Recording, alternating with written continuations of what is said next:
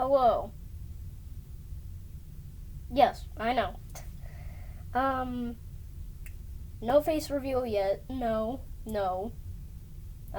I can't see, so I don't know where my hand is pointing. Ah, don't know where my hand is pointing, but yeah. Um, I'm just gonna make a bunch of these on this backdrop because I want to.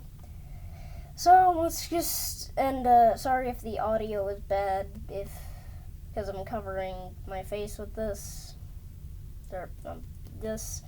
I was gonna wear something that was there, but So today I'm just gonna talk about how I would have handled the Michael Bay movie, and specifically The Last Knight. Or I don't know, I haven't decided yet. So I'm just gonna pick my favorite movie that I have seen, because I have not seen The Last Knight yet. I just heard a lot about it. So I'm just gonna pick my favorite movie that I have watched. Don't know where I'm pointing. Yeah. So I'm gonna pick Dark of the Moon. This is how I would have pictured Dark of the Moon. Alright. So it starts off with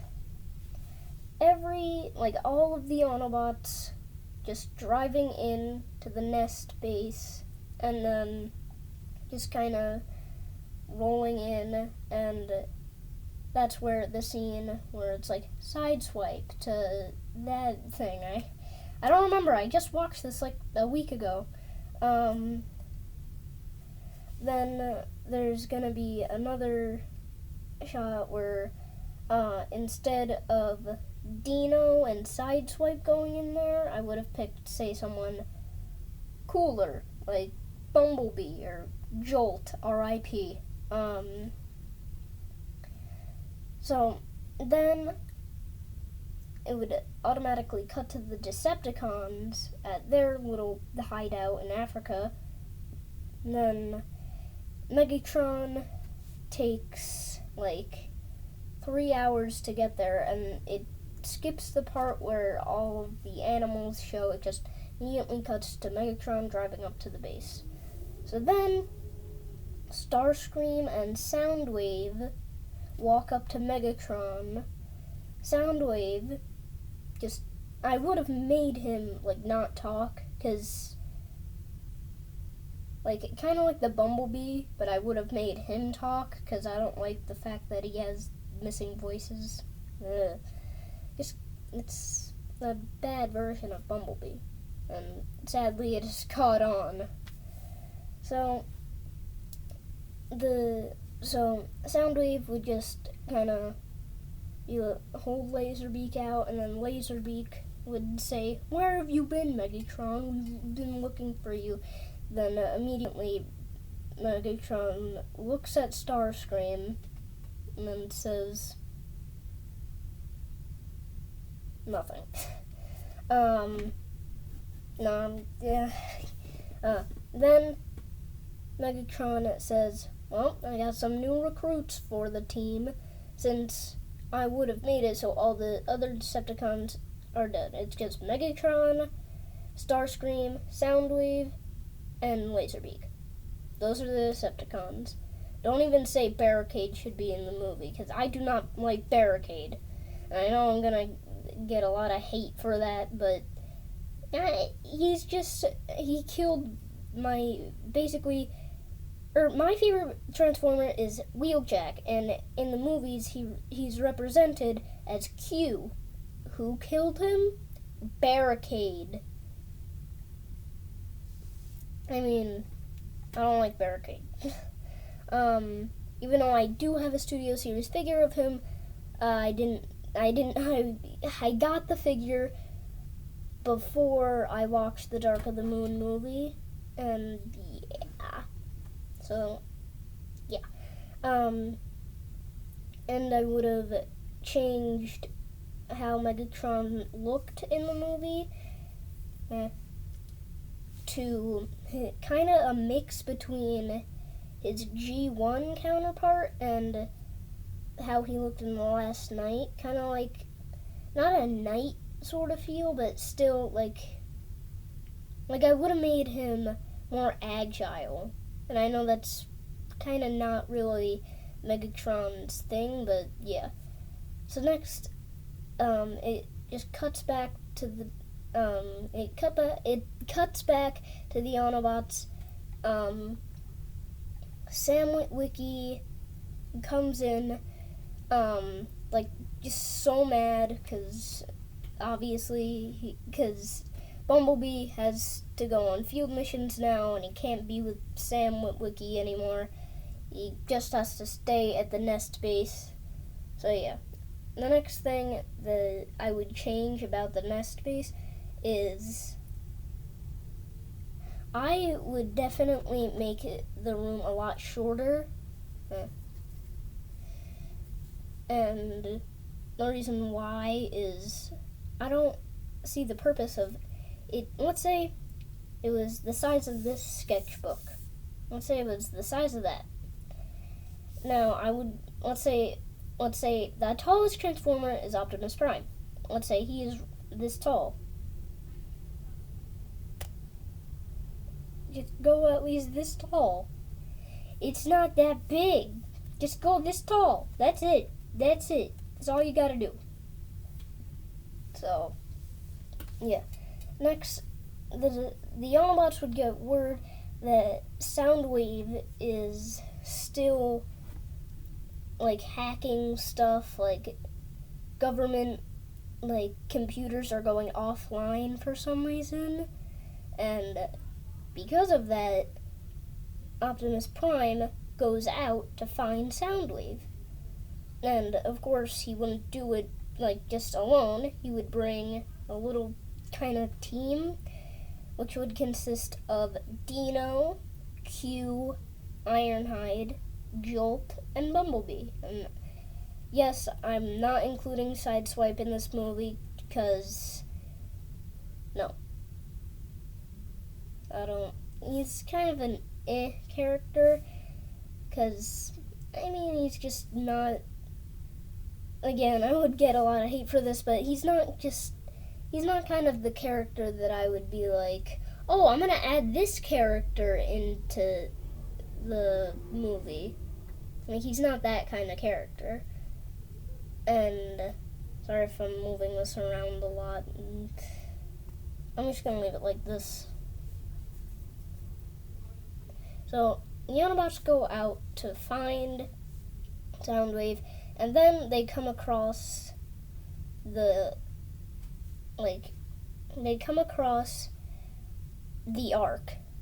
And it's not going to be on the moon this time, and I would change the title that it would fit the thing, like maybe to Rise of Shockwave or something. And then immediately he finds the Ark, and then he looks, like, they start looking in there, and they find Sentinel Prime. Immediately, they go to resurrect him, but then Shockwave and the Driller come in. Driller destroys Sentinel Prime's body and everything, like his spark, everything, so Sentinel Prime's just gone. Then Shockwave just, boom, just gone. Then Optimus Prime says there's only one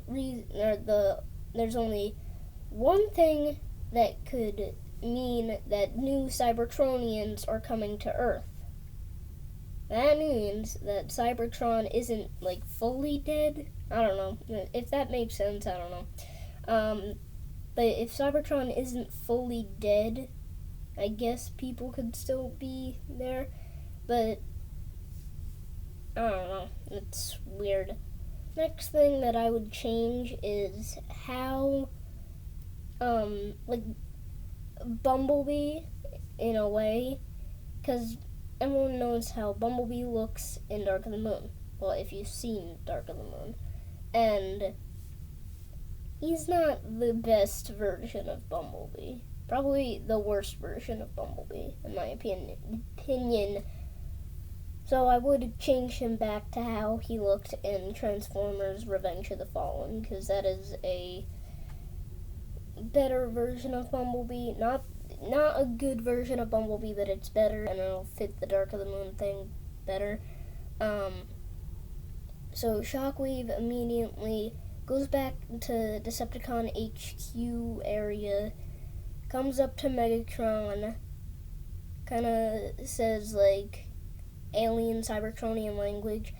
Then they start like dueling and punching each other, and then Shockwave just boom destroys Megatron, just gone. He takes over the Decepticons, then they set up a plan to attack Chicago. And then I'm not gonna cut back to the Decepticons till like the endish of the movie. Now, it cuts back to the Autobots. They kind of get in trouble from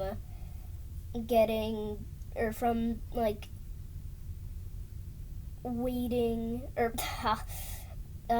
they kind of get in trouble for not getting like the artifact that'll stop the Decepticons. So Nest tells the Autobots that they're going to see the Wreckers, and the Wreckers are now building the ship. Just to let you know, we're probably like 5 minutes in right now, but in the movie it's probably going to be like a half hour in, and it's just going to be an hour long. Then the Decepticons, they see a old Decepticon insignia on the ship.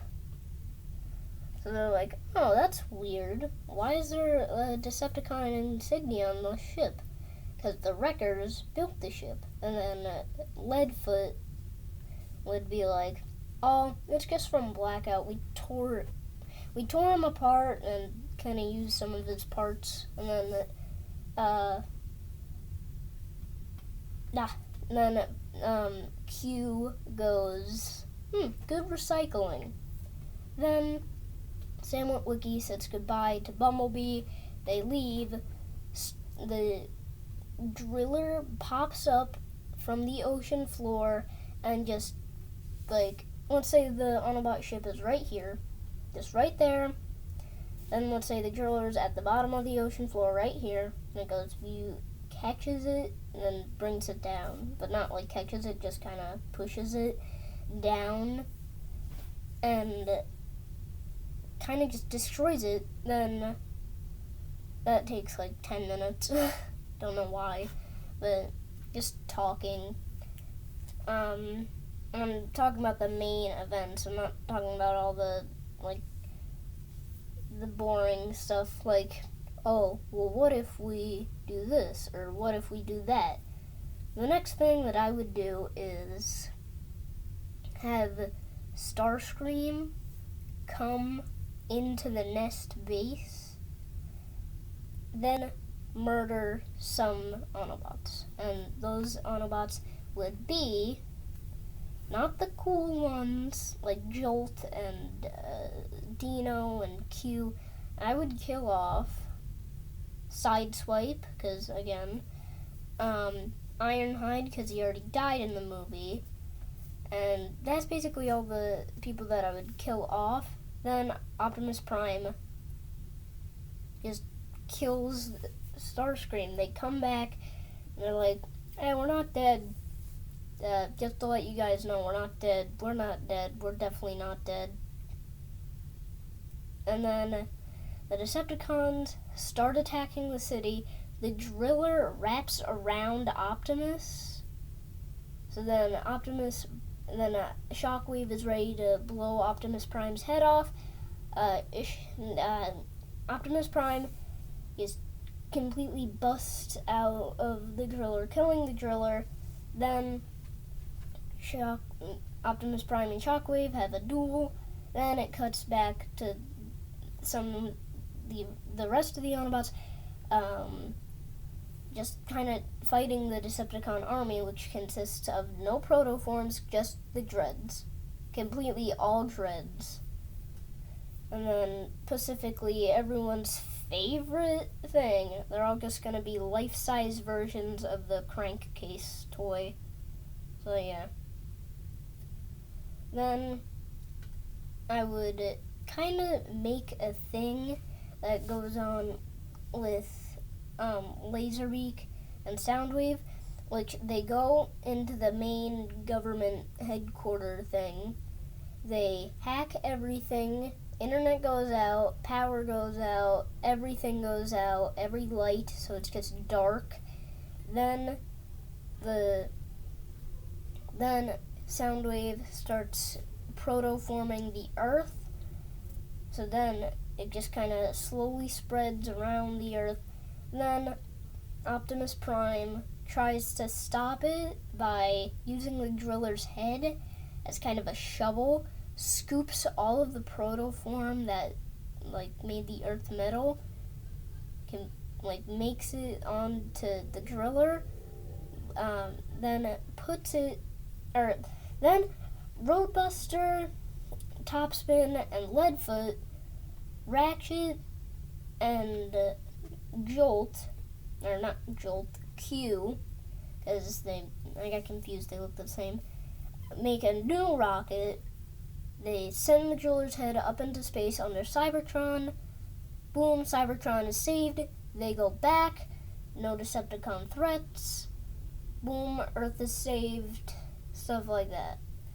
So, that was part of my face reveal. Yeah. Then, yeah, that's basically going to be the video. And, yeah, I'm trying to find the off button. Oh, there it is. Alright, everyone. No face reveals for another month, though.